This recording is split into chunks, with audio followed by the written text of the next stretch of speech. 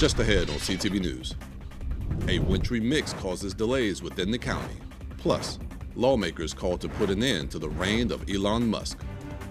And we sit down with a new county executive candidate. Those stories and more on CTV News, starting now.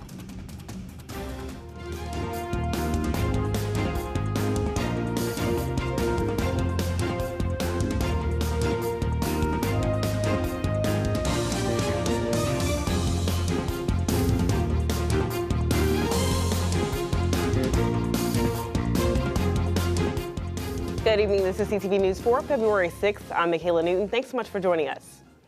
Well, just hours before the midnight deadline for federal workers to accept President Donald Trump's buyout, the program is blocked by a federal judge. The deferred resignation program was pushed out to employees 10 days ago and gave them the option to leave their jobs now in exchange for 8 months of salary or risk being laid off. A federal judge temporarily blocked the program today to give parties in a lawsuit more time to brief arguments. A hearing for a temporary restraining order to more fully block the program is scheduled for Monday.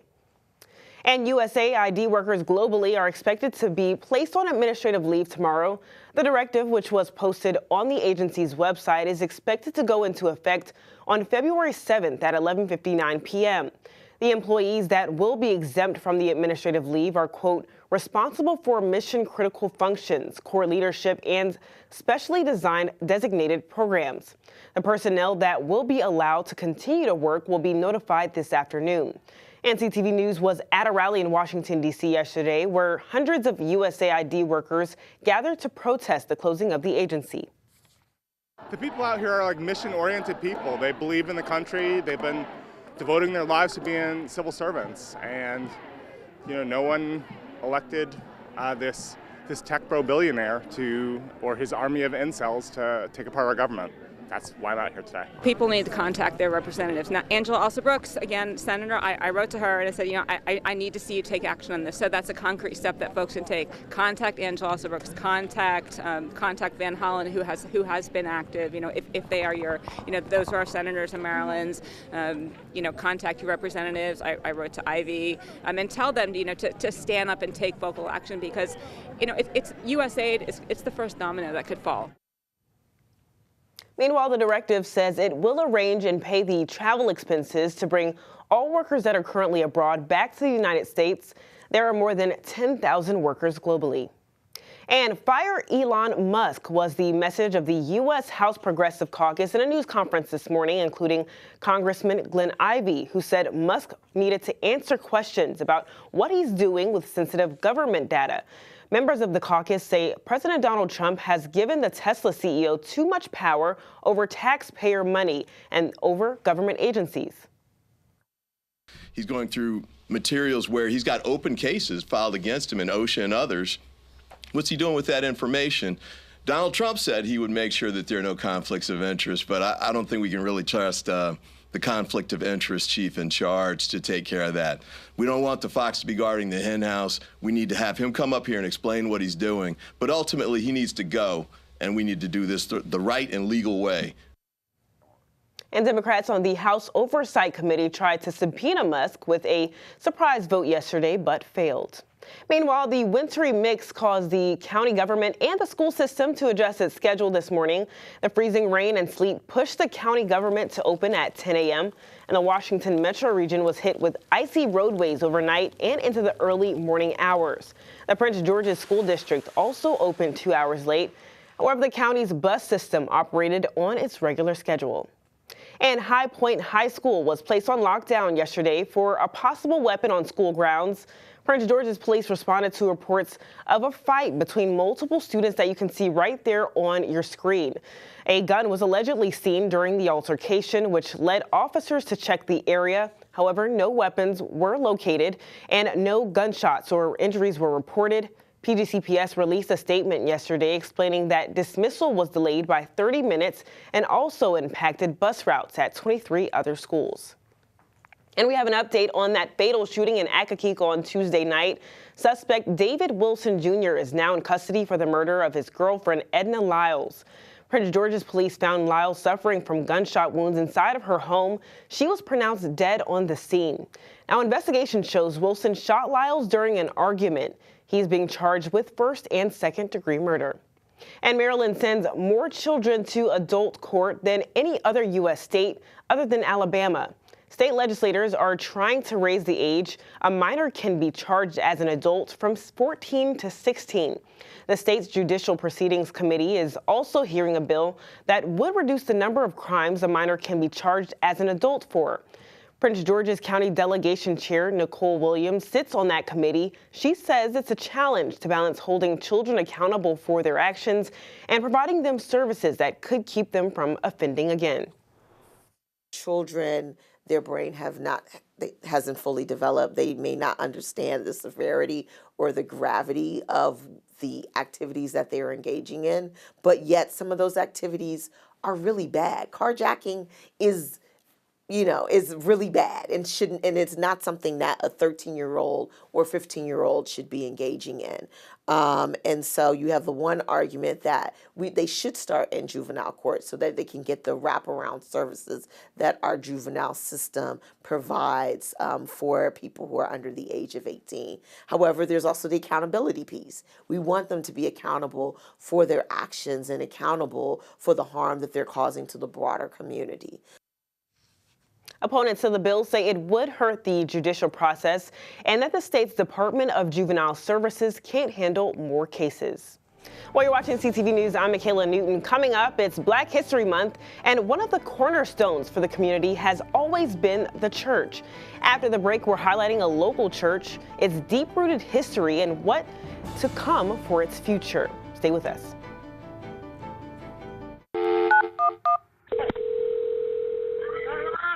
Setting address to emergency. I'm not breathing, Frank. She's not breathing, and you know Dad here. Skyrock.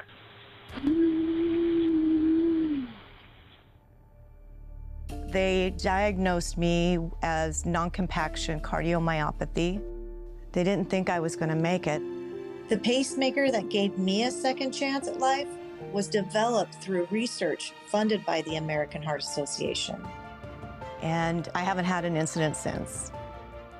I'm grateful that I got more time with my family, and the American Heart Association has helped make that possible.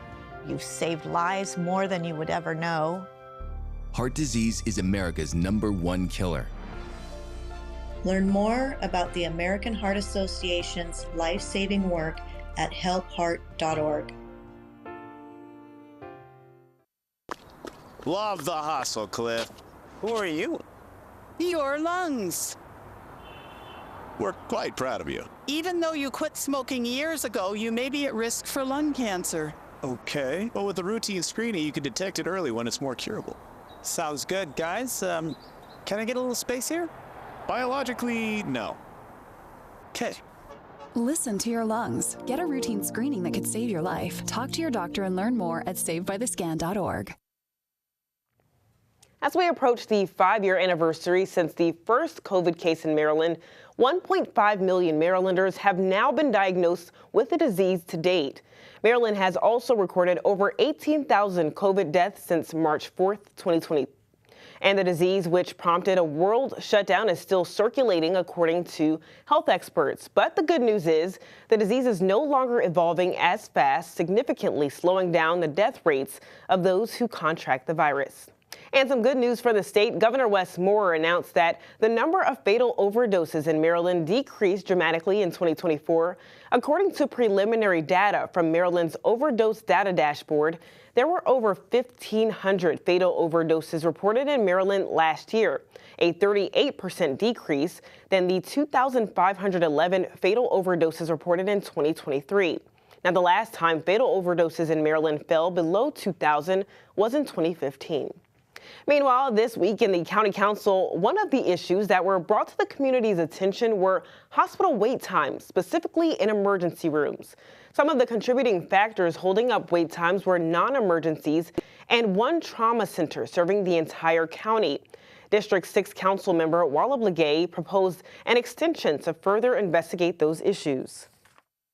What we did is we visited every emergency room in the county, and what we found is that this was a much more complex issue. So we are extending the time so that we could get solid recommendations to all of the county stakeholders on what needs to be done. What we need to do is do more to kind of make sure we have solid recommendations. In addition, we're going to be working with Montgomery County. Montgomery County has facing the same issue, and they have come to us to address this issue, and so we're working with them to try to see some of the similarities we have and how we can address it on a regional level. And Councilmember Blagay also stated that non-emergencies holding up wait times also sheds light on a bigger issue concerning primary care. And a Temple Hills man has been found guilty of multiple arson-related crimes targeting local convenience stores. 33-year-old Stephen Kennedy has been convicted after a 5-day trial where a Maryland district court tried Kennedy and his co-conspirators for crimes spanning from January of 2021 to January of 2022. Kennedy will be sentenced on May 30th. And Starbucks employees at the College Park location are joining a nationwide union against the company. The employees unanimously voted to unionize and lobby for increased wages and benefits, staffing issues, and better internal conflict resolution. A shift manager at the College Park location says even though the sales have increased over time, constant staffing shortages have remained an issue.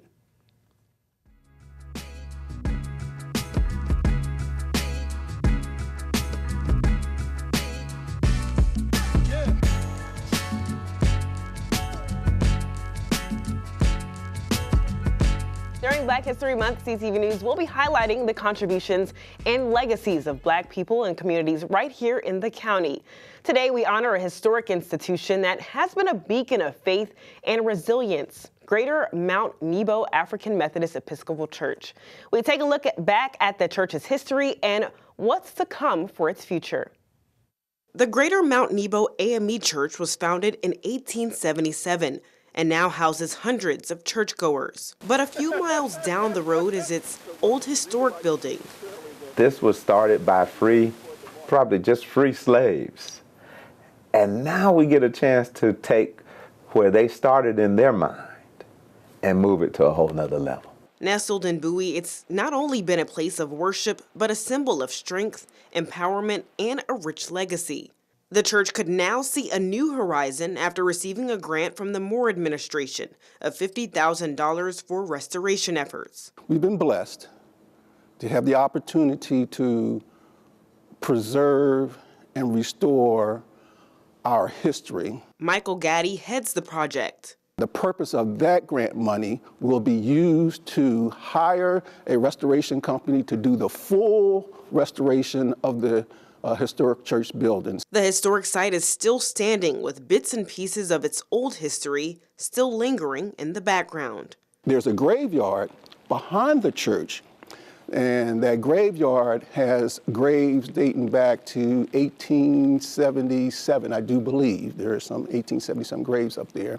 And soon it could become a site dedicated to memorializing pieces of history that is too often forgotten.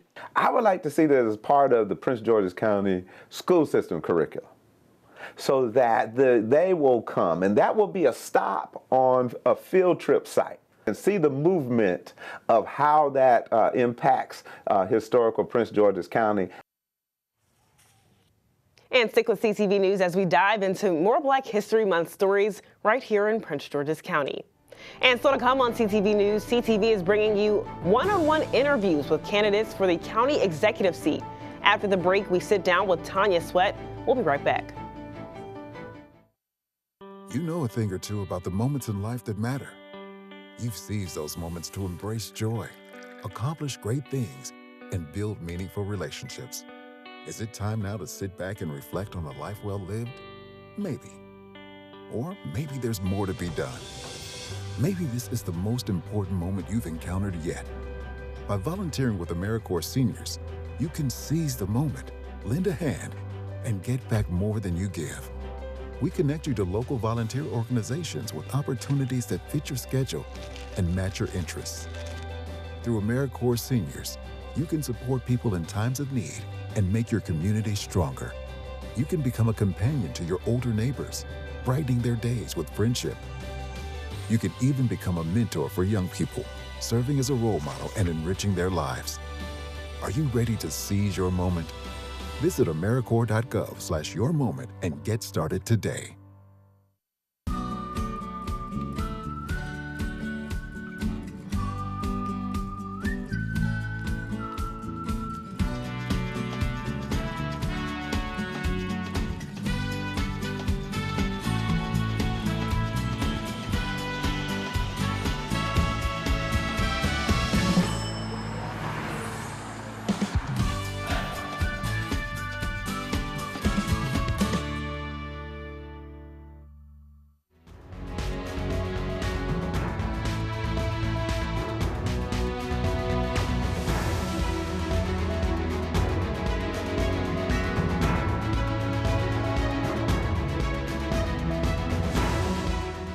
Welcome back. The special primary election for the county executive seat is just 1 month away.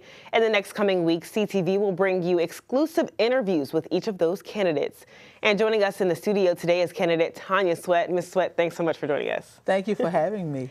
Awesome. So when you're entering this race, you don't have a whole lot of political experience, but what are some of the things that you would like to have enacted within your first 100 days as county executive if you were to win this race? Look, I like that question. And I tell people I've been working in politics for a long time in my professional career. Whether it was the military or working in the civil service, I was working for politicians. I just worked behind the scenes. So in my first 120 days, some things I know we can get accomplished. One, we can make our government more transparent. That just takes a stroke of a pen. And requiring our agencies to publish their policies and procedures so that our residents know exactly how we operate. The other thing I'd love to do is to start working on saving the commanders. Their lease doesn't expire until 2027, so I think we still have time to fight to keep them here in Prince George's County, and I plan to begin working on that on day one because that's the easiest way to diversify our revenue and take the heat off of our homeowners when it comes to that heavy tax burden we have right now. So let's talk a little bit about affordable housing. Right now in the county, we're seeing about $400,000 as a medium. What is your strategic plan when it comes to creating more affordable housing, if that's something that you plan on doing? Absolutely. We have to create more affordable housing. And when we say affordable housing, that word is so subjective. What's affordable for me is not affordable for others. So I want to see us create more income-based housing. We have a large inventory right now of older homes. They need to be remodeled or revitalized. Some of them need to be brought up to code. There are ways that we can do that and make those homes livable for our elderly residents, our disabled residents who can't climb stairs. And right now we're building a lot of multi-level single-family homes, or we're building townhomes with stairs. And we need to focus on those individuals and families who don't want stairs. So we can, I believe, adapt and revitalize a lot of our older homes to accomplish what we need to do, and then that brings the price down because those homes are not going to be worth $400,000 or $500,000. And right now, the county is in the midst of a budget deficit. We're seeing about $170 million budget shortfall.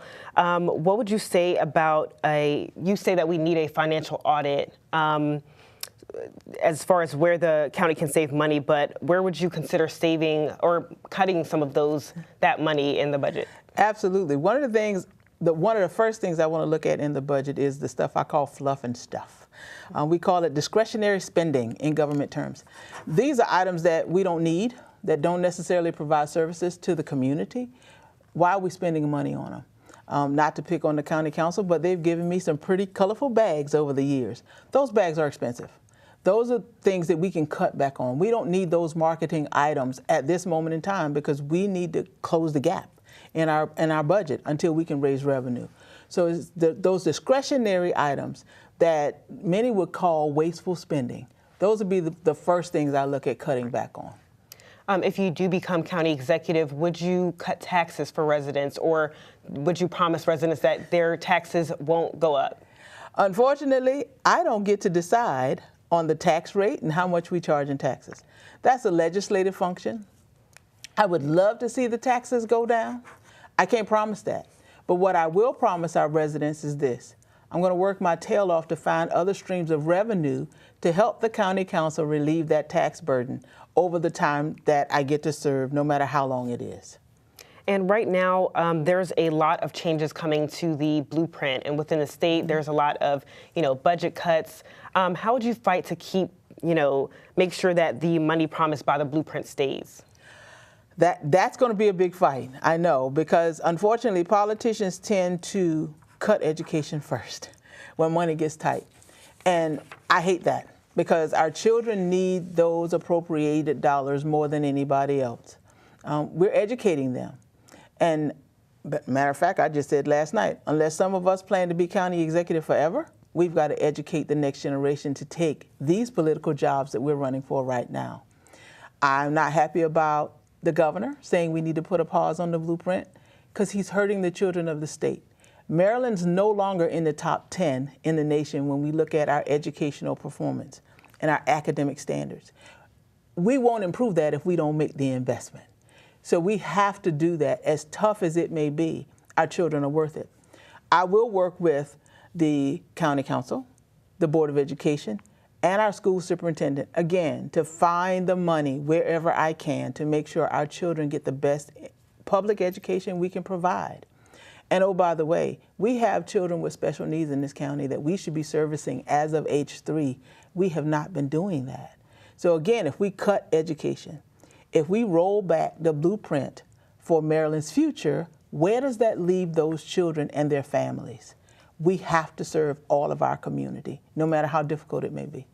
When it comes to economic development and bringing more, businesses into the county, do you have a strategic plan as far as bringing, more dollars into the county? Absolutely, absolutely. One of the things we have to do is recruit those businesses. We can't just go to a trade show or a convention and hope that we can encourage business to come here. Generally, the businesses that you will get from those types of activities are fast food restaurants, convenience stores. When we want business that's really going to invest in our community, we've got to court them. So I'm talking big industry. For example, my family owns an RV. And we have a lot of RVs that travel up and down this beltway, from Canada all the way down to Florida. When we get our RV fixed, we do have a phenomenal repair shop in Virginia to do it. Once we've even had to drive our RV all the way out to Indiana to the manufacturer to get it fixed. I asked my husband, why can't we have that manufacturer build a repair shop right here in Prince George's County? Guess what? That'd be phenomenal because those things are houses on wheels. We got electricians, we need plumbers, we need woodworkers, we need mechanics. They work all in one shop. So now you're creating jobs. You're bringing a business that is economically costly because RVs are not cheap. And not only that, we'll get money from every state along the East Coast from people who own RVs and need the service because we're here. But in order to get the manufacturer to build that repair shop, I got to go to Indiana and court the manufacturer. I'm not going to meet that manufacturer at a trade show, not even at an RV show in Timonium. I'm going to have to go see them and tell them why Prince George's is a good place to build an extension of their business. So right now, immigrants represent more than 21% of people in our state's workforce and significantly higher labor participation rates. With everything happening right now within immigration policies, what are your thoughts about just making sure that immigrants have a place here in the county? Well, for one, they have a place. Full stop, period. The county council made that clear years ago when we passed the ordinance saying we're not going to participate with ICE and enforcing immigration laws. So it's already been established that they're welcome here. We want them here. We want them to participate in our economy. If I had my way, if I had control, and I will advocate for this, I would love to see our federal Congress do something about our immigration laws, even if it's just giving immigrants a taxpayer ID so that they can work in the open and not be under the table collecting their money. That would make them feel more part of our community. It would make them less afraid to be in our community. And it would also demonstrate that they are productive tax-paying members of this community. All right, Ms. Tanya Sweat, thanks so much for joining us today. Really appreciate it. Thank you for having me again. Well, the special election will be held on March 4th, so make sure you tune in tomorrow as we introduce another candidate, Senator Alonzo Washington, only on CTV News. And Simon Buggs is here with our Thursday sports page. What's going on, everybody? Don't move an inch because I have some great wrestling highlights for you coming up on your Thursday sports page. Stay right there.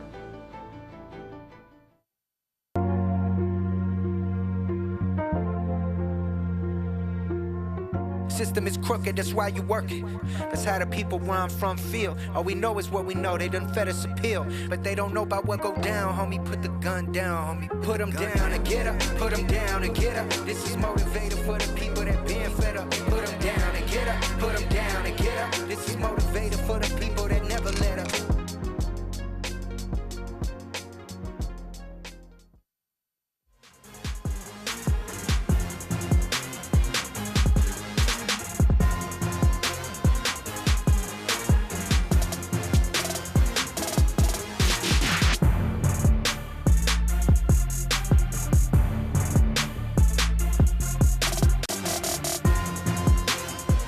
Okay, guys, it's finally time for your Thursday sports page. Now, wrestling fans, you're going to want to see this because these highlights are for you.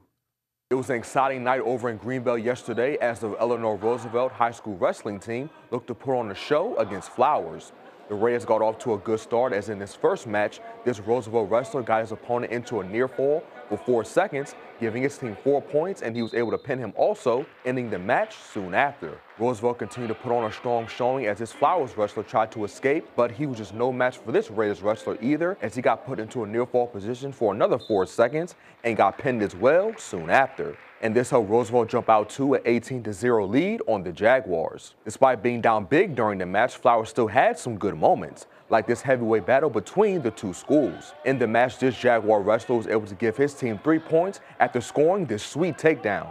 And after flipping this Raider like a patty on the grill to pin him, he won the match. And in one of the last matchups of the night, a Lady Raider and a Lady Jaguar took the mat. Flowers did a good job of getting her opponent into a near fall for another 4 seconds, giving her team more points. But Roosevelt was able to get out of the near fall eventually, scoring 1 point for this nice escape. In the end, though, Roosevelt came out on top in another matchup, and the team won the entire match 58-18. I caught up with Raiders head coach Cortez Hayes afterwards, and he told me what his team worked on all week that he felt like translated to the win. Basically, stay in the good form, staying some of the chest and knee, execute, set up your shots, and execute from there on the bottom, limiting being on the bottom, and when you're on top, being in control, lacing legs, and doing arm bars or half nesses or cradles. And in NFL news, be sure to tune in tonight for the NFL Honors football fans as multiple local stars are nominees for some awards. The first is Commanders rookie sensation Jaden Daniels, as he is a nominee for the league's Offensive Rookie of the Year.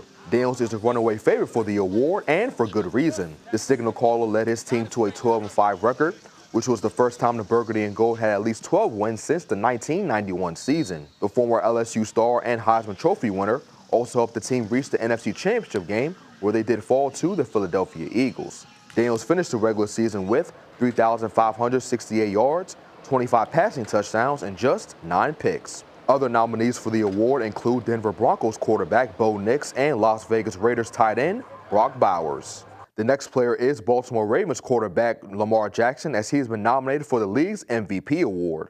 Action Jackson had a heck of a year, throwing for 4,172 yards, 41 touchdowns, and only 4 picks. The already 2-time MVP also led his team to the top seed in the AFC North, as well as an appearance in the divisional round of the playoffs where they lost to Josh Allen, who is an MVP candidate also, and the rest of the Buffalo Bills. Other nominees for the award include Eagles running back Saquon Barkley and Detroit Lions QB Jared Goff. The award show begins at 9 o'clock. I can't wait. And wrapping up sports, the Terps women's basketball team will be in Columbus tonight, taking on Big Ten rival Ohio State. Tip-off is at 7 o'clock. And that is your Thursday sports page. Simon Buggs, CTV Sports. All right, Simon, thanks so much. Before we go, let's take a look at our community calendar. In honor of Black History Month, tomorrow afternoon, there will be a Shades of Color paint and sip event. Sip on delicious mocktails while unleashing your creativity on Black-inspired canvases. This event takes place from 6 to 9 p.m., but for more information, contact that number right there on your screen. And that's all the time we have for CTV News for now. Thanks so much for joining us. We'll see you again tomorrow. Have a good night.